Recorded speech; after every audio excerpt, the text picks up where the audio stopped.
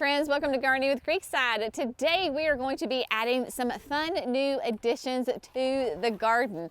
First, we started off today with a breezy bang by adding two really nice wind chimes to the chicken coop garden. I am a fan of the wind chimes by Music of the Spheres. It's a company out of Austin, Texas, and I wanted to add some different kind of elements to the chicken coop garden, so we got two of those wind chimes and you saw us put them in the chicken coop gardens.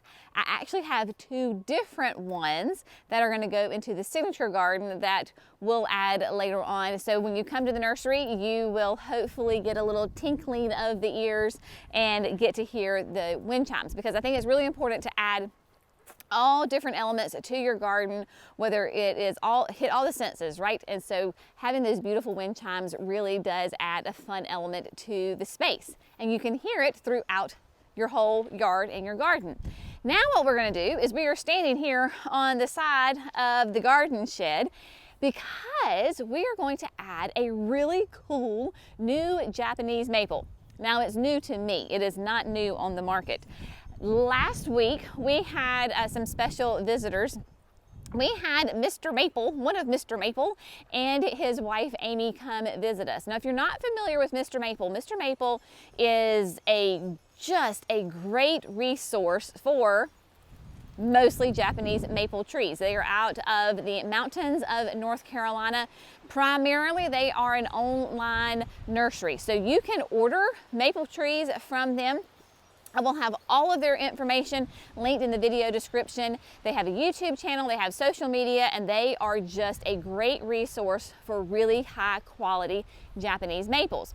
So they are in the market for a new potting machine, like the soil potting machine that we have. They're actually looking at that specific one, and they wanted to come and kind of check it out. And so we were like, of course, sure, come on down the mountain and come see us. So we had a couple hours together, and he was sweet enough to give me a Japanese maple. So we are going to plant it in the container here. I've got a collection, so we're going to do these, kind of redo these collection of pots right here. And then last but not least, we have some really neat garden art that we are going to add to the garden. So just as a little teaser for you, remember when we installed the butterflies here on the side of the garden shed?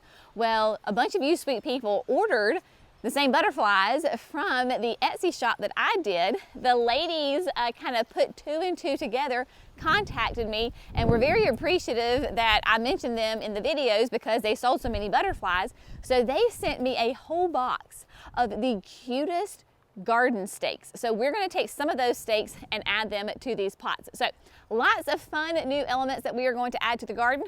What we're going to do now, we're going to focus our attention on these pots, and I am going to show you how I'm going to do that and why I'm going to do it, and talk about the Japanese maple and all the fun things.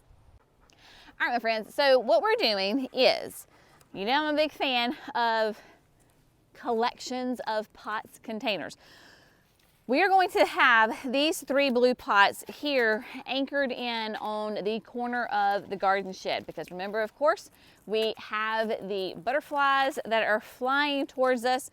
When I did the butterflies, I was talking about it would be cool to have some big, beautiful, like wall art of some flowers right here. Well, just know I have ordered some from Etsy. I'm telling you, y'all, if you need some cute garden art or decor, go to Etsy. It is fantastic. The quote problem is they're coming from Australia. The shop is in Australia, and it's going to take a hot minute to get here. So just imagine big, beautiful, colorful metal flowers on the wall. These containers are going to stay here, and they are going to stay here probably for a couple of years. That is the goal. I have three different ones. I have the aqua pot that is actually straight from the gate to the entrance. This is how it was faux planted for the winter. So we are going to actually plant it. Then we're going to plant the Japanese maple. We're going to take out this, we're playing like plant musical chairs, basically like musical containers here. So we're going to move everything around. Just go with me and we're going to have fun. The new addition though is the Japanese maple. This is a cute little guy. Now, the Mr. Maples did a YouTube, actually multiple YouTube videos on this tree. This is a Macawa Yatsubusi. There you go. So they have multiple videos about this Macawa. So I will have that linked for you. They're going to go into all the details. They are the Japanese maple experts. I am not. I am just so stinking excited because this is such a fun tree. They kept referring to it as like the Muppet tree because it is going to have these beautiful, like classic Japanese maple, really serrated leaves, but they're like super stacked on top of each other. So when you're looking at it, it gives a very like fluffy appearance to it. And then of course, it's gonna have beautiful colors throughout the season. Like it changes as the season goes on. Love it. Now this is a dwarf Japanese maple and it is a slow grower. So that is why I'm going to put it in this nice large pot right here, and it will stay here for a couple of years. If, hopefully not even an if, but when it outgrows this pot, I can then take it out and I can plant it in the landscape, because this particular Japanese maple is going to be, is perfect for my zone. I want to say this is hardy in the zones 5 to 9, and that it is more sun tolerant than some of the other Japanese maples. Now in this spot right now, we are in the shade. We're actually kind of battling the sun because it's behind us. This will get a really nice sunny area in the morning. So it will get a good 5 hours of morning sun and then a break in the afternoon. Great thing about being in pots, right?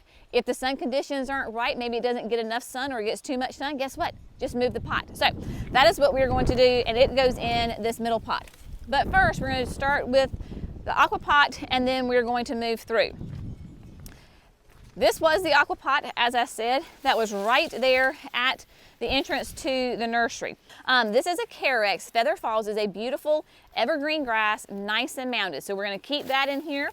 We are going to keep the Ascot Rainbow Euphorbia, one of my all-time favorite perennials. We're going to keep that in there, but we are going to take out this tree. I want to say this is a green giant, and I think it's already rooted itself. Yep, it has. Oh my goodness.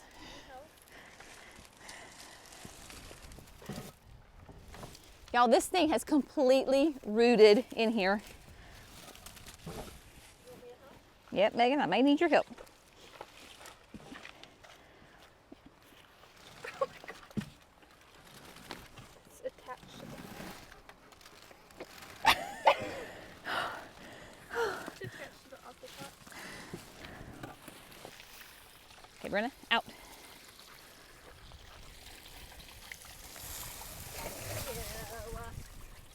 Oh my gosh. All right, so you can see that this tree had completely rooted down through, even though it is still in its pot, it went through the aqua pot. When we tell you that these plants seek water, there you go. Oh my goodness, y'all. So, here we go. So what we're gonna do is just pull these roots off. In case you ever doubt we don't do real life gardening around here, here's your sign. All right. So we're gonna take a little detour right quick for the video, and we're gonna clean this out. We're gonna get some fresh water, get it all cleaned out. But yeah, so that was the roots going through the soil tube. There you go.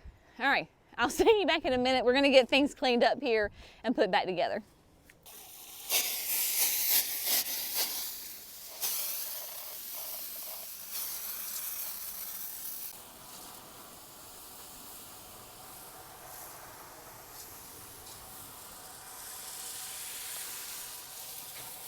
All right, well, we just took a little impromptu detour, but this is a great example of why we love the aqua pots, because it is that self-watering container, and when you run into situations like we just did, I can completely take this pot apart and I can clean all of my components. So now we're gonna start brand new and fresh. The tube goes in. The only thing that I would say is to be aware of where you want to bring your hose in to water. The hose here is literally just on the other side of the garden shed, and I really can get at it either way. But knowing about how my garden is laid out, it might make the most sense for me just to put the fill tube just right here in the back. So I'm going to position that as such here in the back, grab the fill tube, the water tube, and then stick it in. So this is here in the back. Now, what I'm going to do is just really quickly, I'm going to take my Proven Winners potting soil. I'm going to get it filled in to the most of the bottom part of the aquapot. Really stuff it in the soil tube that you saw. Get that nice and compacted in. So I'm going to put the Proven Winners potting soil. Then I'm going to put a nice thick layer of our land and seed compost, more Proven Winners, and then we'll do some biotone, and then we'll start getting these plants actually planted in the container.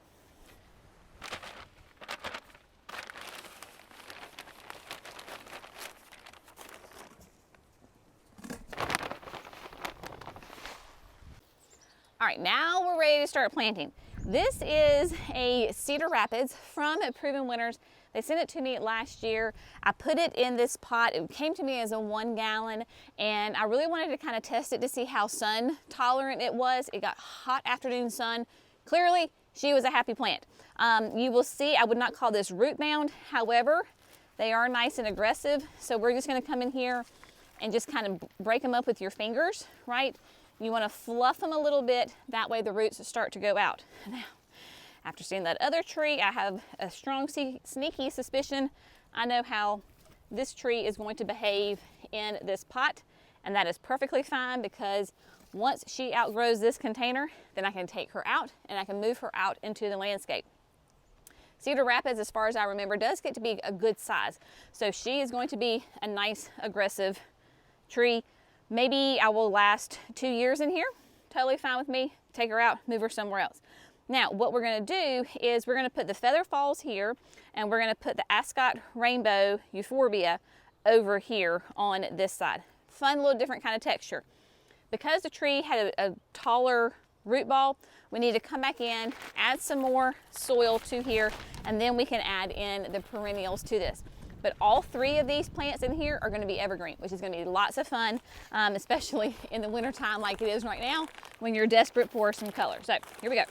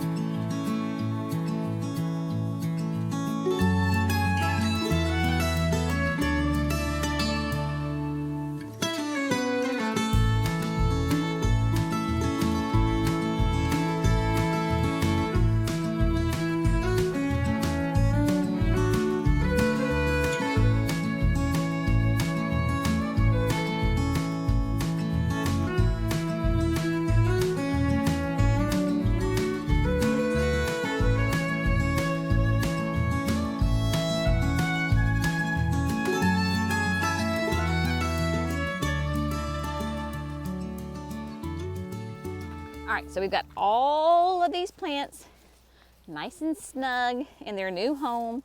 They've got plenty of potting soil. They have got lots of good biotone, and I top dress with Land and Sea. That is a game changer for me, using that Land and Sea compost in the bottom and then top dressing. If you can't find Land and Sea, go to your local garden center, ask them what's a great compost that they recommend, and then go with that. There are some regional companies like throughout the United States that just are available in different parts of the region of the country that make great products. So Cedar Rapids, Feather Falls, and then the Ascot Rainbow. Once we're all said and done, we'll get these watered in, but we literally can leave this in here for all year round, and they just need water. Beautiful thing about the aquapot, not gonna have to water it a ton. Now, really excited about getting our Japanese maple planted. So we're gonna do the exact same method. We're gonna put the land and sea in the bottom third, proven winter's potting soil, biotone, all the things. Now, if you see the size difference, right? A 1 gallon to a, gosh, this is a, considered a 19-inch egg planter. Tons of room. What I will do in the spring, summer is I'm going to plant annuals underneath it, so that way we have some fun pops of color and the poor little tree doesn't look all, you know, lonely and swallowed up by this pot. That's what we're going to do there, and then we have got a gorgeous hellebore we're going to plant in the other container.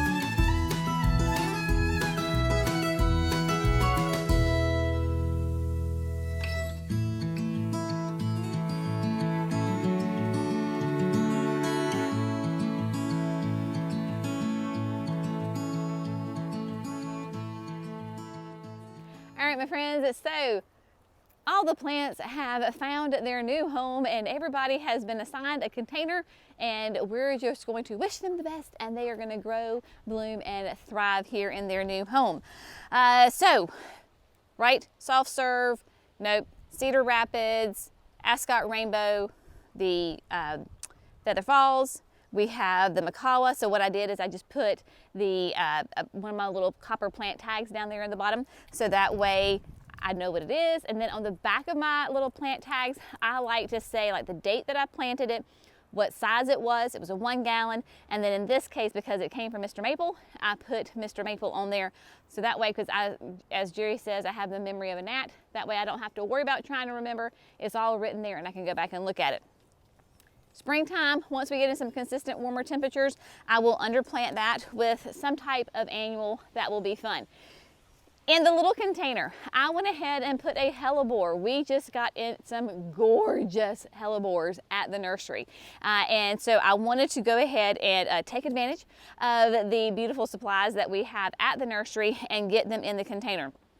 So this is a Frost Kiss. Frost Kiss is a series of hellebores and they are beautiful. I have one of the Frost Kisses, I want to say it was like mahogany snow maybe, don't quote me on that, but at the driveway, and that thing is huge. I've had it there for probably 5 years. I mean, it's massive. This is Penny's Pink, and it is a beautiful, very mauve, very kind of antique-y pink color that is stunning.